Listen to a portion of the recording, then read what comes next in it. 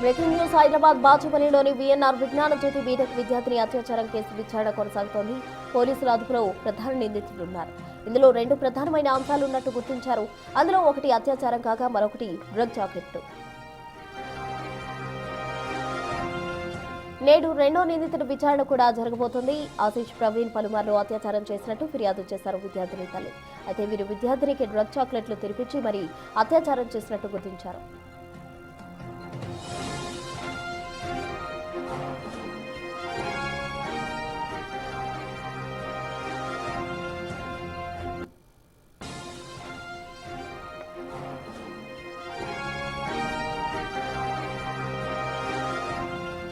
ఈ అంశానికి సంబంధించి పూర్తి డీటెయిల్స్ మా ప్రతినిధి సుజాత అందిస్తారు. సుజాత, బాచుపల్లి విజ్ఞాన జ్యోతి బీటెక్ విద్యార్థిని అత్యాచారం కేసుకు సంబంధించి విచారణ వేగవంతమైందనే చెప్పాలి. దీనికి సంబంధించిన కంప్లీట్ డీటెయిల్స్ ఏంటి సుజాత?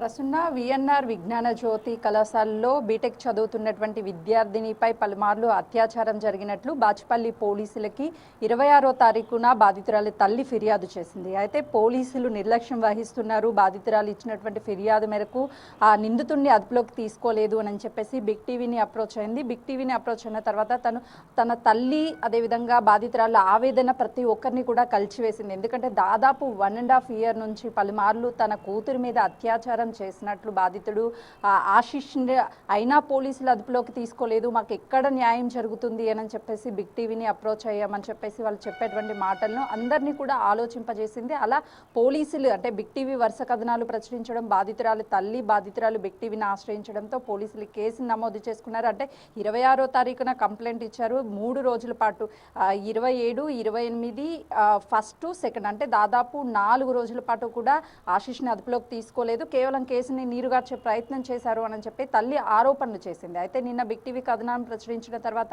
ఆశీష్ని అదుపులోకి తీసుకుంటున్నామని చెప్పేసి పోలీసులు ఈరోజు కొద్దిసేపటి క్రితమే సిఐ మాట్లాడుతూ ఈరోజు ఉదయం ఆశీష్ని అదుపులోకి తీసుకున్నామని చెప్తున్నారు. అంటే వాళ్ళ వర్షన్ మాత్రం తల్లిదండ్రులు 4 రోజుల క్రితం కంప్లైంట్ ఇచ్చినప్పటికీ ఎందుకు తీసుకోలేదు, కానీ బిగ్ టీవీకి వచ్చి మాట్లాడిన తర్వాత వెంటనే పోలీసులు మీడియా వరకు వెళ్తుంది అని చెప్పేసి తనని అదుపులోకి తీసుకున్నారు అని చెప్పేసి ఆ తల్లి కూడా ఆరోపణ చేస్తుంది. మరోవైపు పోలీసులు మాత్రము గత 1.5 నుంచి ఆశీష్ అదేవిధంగా బాధితురాలకి పరిచయం ఉంది. ఇన్స్టాలో పరిచయం, ఒకే కాలేజ్ అయినప్పటికీ వీళ్ళిద్దరు బ్రాంచెస్ అనేవి వేరు అని చెప్పేసి సిఐ చెప్తున్నారు. ఇన్స్టాలో పరిచయం అన్న తర్వాత ప్రేమ వ్యవహారం జరిగింది. ఆ తర్వాత తన మీద చాలాసార్లు లైంగిక దాడికి పాల్పడ్డాడు, లైంగిక దాడి చేశాడు అని చెప్పేసి బాధితురాలు అదేవిధంగా బాధితురాలు చెప్పినటువంటి విషయాల ప్రకారం తల్లి ఫిర్యాదు చేసింది అని చెప్తున్నారు. కేసు నమోదు చేసుకున్నాము.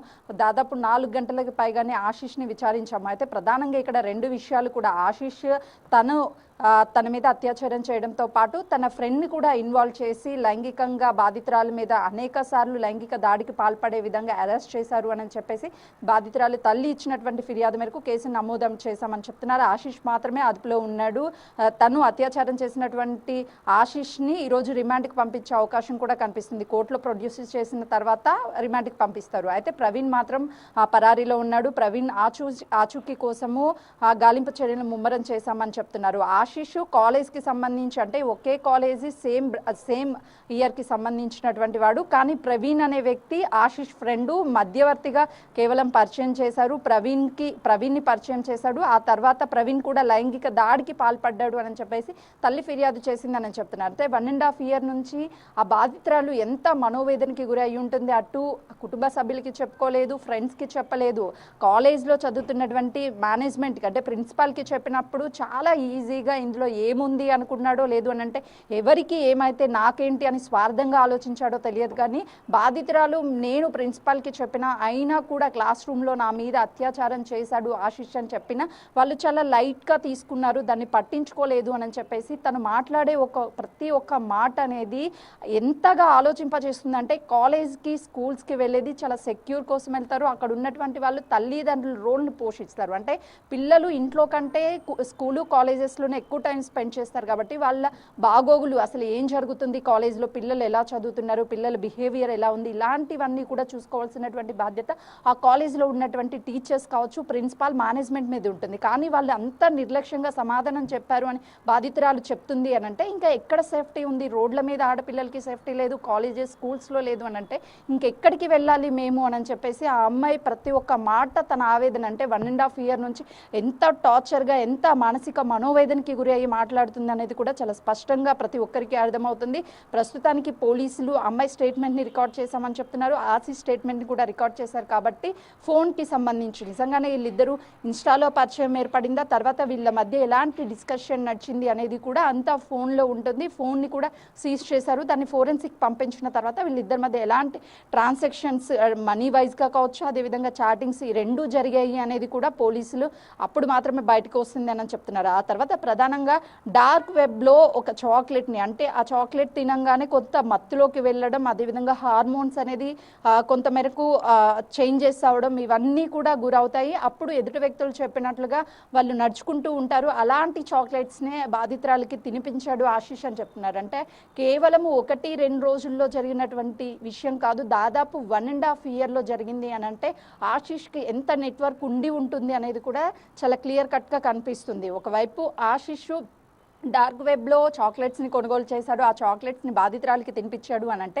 తను ఎన్ని సంవత్సరాల నుంచి ఆ చాక్లెట్స్ గురించి తెలుసుకొని ఉంటాడు, ఎప్పటి నుంచి కొనుగోలు చేస్తున్నాడు, ఎవరెవరి దగ్గర కొనుగోలు చేస్తున్నాడు, కేవలము ఆశీష్ మాత్రమే ఆ చాక్లెట్స్ని కొనుగోలు చేస్తున్నాడా? ఆశీష్కి ఎవరైనా సరే రిఫరెన్స్లో ఆ వెబ్సైట్ని ఒకసారి చూడు అందులో దొరుకుతాయని చెప్పారా? అసలుకి ఎవరు తనకి చాక్లెట్స్ని మొత్తం కూడా పంపిస్తున్నారు అనే విషయాల మీద కూడా పోలీసులు ఫోకస్ పెట్టారు.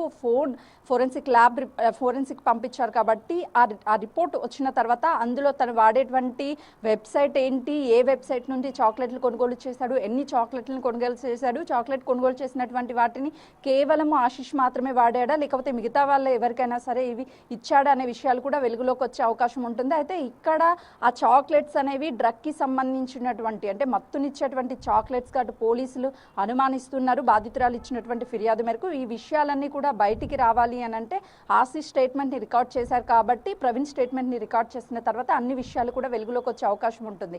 అయితే ఇక్కడ 7.5 పాటు జరిగినప్పటికీ ఆ విద్యార్థిని ఎవరైతే బాధితురాలు ఉందో ఎక్కడా కూడా చెప్పలేదు, కేవలం కాలేజీలో మాత్రమే చెప్పాను అని చెప్తుంది.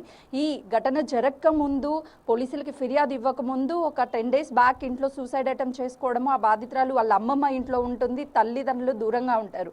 అమ్మమ్మ ఇచ్చినటువంటి సమాచారం మేరకు తల్లి వచ్చి తన కూతుర్ని అడిగినప్పుడు తను ఏం చెప్పుకోలేని పరిస్థితిలో ఉంది. నిన్న బిగ్ టీవీతో మాట్లాడుతున్నప్పుడు కూడా బాధితురాలు చెప్తుంది, నన్ను ఎవరో ఒక వ్యక్తి అత్యాచారం చేశాడు అనని నా తల్లికి నేను ఎలా చెప్పుకోగలను, ఇది చేసినది నేను తప్పే, ఇలాంటి విషయాన్ని నేను ఎలా చెప్పుకోగలుగుతాను, నేను చేసినటువంటి తప్పుని చెప్పుకోవడానికన్నా కూడా ఆ టైంలో అసలు ఏం జరిగింది, ఏమైంది అనేది నా ధైర్యం చేసి నా తల్లికి చెప్పుకోలేకపోయాను, నా తల్లి అది యాక్సెప్ట్ చేయలేకపోతుందేమో, అంటే ఈ బాధని నేనే తట్టుకోలేకపోతున్నాను అని అంటే నా తల్లికి ఇంకా ఎంత బాధగా ఉంటుందనని నేను నా తల్లికి చెప్పుకోలేదు అని చెప్తుంది. అందుకే సూసైడ్ అటెంప్ట్ చేశాను, చనిపోవాలని అనుకున్నాను అని చెప్తుంది. అయితే ఈ విషయాలన్నీ వెలుగులోకి వచ్చింది కేవలము ఆ బాధితులు బిగ్ టీవీ దగ్గరికి వచ్చి మాట్లాడడంతోనే ఇప్పుడు ఇది హాట్ టాపిక్గా మారింది. అంటే పోలీసులకి ఫిర్యాదు చేశాము, రైట్ జరగలేదు అని చెప్పేసి వాళ్ళు ఆరోపిస్తున్నప్పటికీ ఎప్పుడైతే ఇక్కడికి బాధితురాలు వచ్చి తన ఆవేదన వ్యక్తం చేసిందో ఆ తర్వాత ఈ కేసుకి సంబంధించి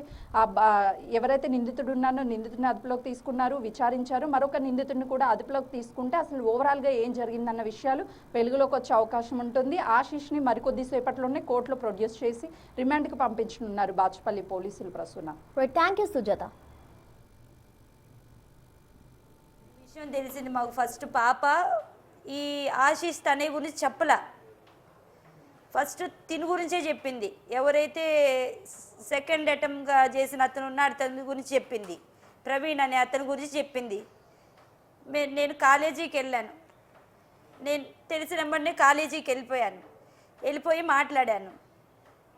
మాట్లాడేసి ఏం సార్ మా పాప కాలేజీకి రావట్లేదా, ఏం జరుగుతుంది అసలు కాలేజీలో అని చెప్పి కాలేజీ యాజమాన్యం దగ్గర ఉన్న ఆయన ఒక ఆయనతో మాట్లాడి ఈ అమ్మాయికి సంబంధించిన ఆయనతో మాట్లాడితే లేదమ్మా పాప చాలా మంచిది, చదువు మానిపించొద్దు, మీరు ఇక్కడే ఉంచండి అని చెప్పారు ఆ సార్. సార్ చెప్పిన తర్వాత ఈ అమ్మాయి మాకు అప్పటికి చెప్పలేదు, ఎందుకంటే ఇంకా తను నన్ను నమ్మట్లేదు, ఆ పరిస్థితి చెప్పుకోవడానికి ఇష్టపడలేదు నాకు ఇట్లా జరిగిందని. భయపడిపోయి చెప్తే ఏం చేస్తారో ఏమవుతుందో అని ఆ అమ్మాయి చెప్పకుండా ఈ ఒక్క విషయం తీసుకొచ్చింది మా దృష్టికి, అది ఏమి జరగనట్టు. ఈ బాబు తీసుకెళ్ళి ఆ ప్రవీణ్ అనే అతను ఎక్కడ పడితే అక్కడ టచ్ చేసి వాడు ఇంకేదో చేసేసి వాడు లొంగట్లేదని గొంతు పిసికి చంపబోయాడంట. ఈమె అక్కడి నుంచి పారిపోయి వచ్చింది. ఈ పారిపోయి వచ్చిన తర్వాత ఇక ఎప్పుడైతే ఇంకా నేను బతకను ఇలాంటి వాళ్ళకి, ఎందుకంటే ఆమె పడింది తెలుసు కదా, నాకేం తెలియదు కదా. ఇప్పుడు ఒకడు ఆల్రెడీ గందరగోళం చేసి ఉన్నాడు, ఇంకొకడికి తగిలిచ్చాడు, వీడే వాడిని తగిలిచ్చాడు ఈ అమ్మాయికి. వాడు అరెస్ట్ చేయడం ఎక్కువైపోయింది. ఇక నా బతికెందుకు, ఒకడే ఇంత ఘోరాతి ఘోరంగా టార్చర్ పెట్టాడు, వీడేం చేస్తాడో అనే ఒక ఇదితో ఈ అమ్మాయి సూసైడ్ అటెంప్ట్ చేసింది.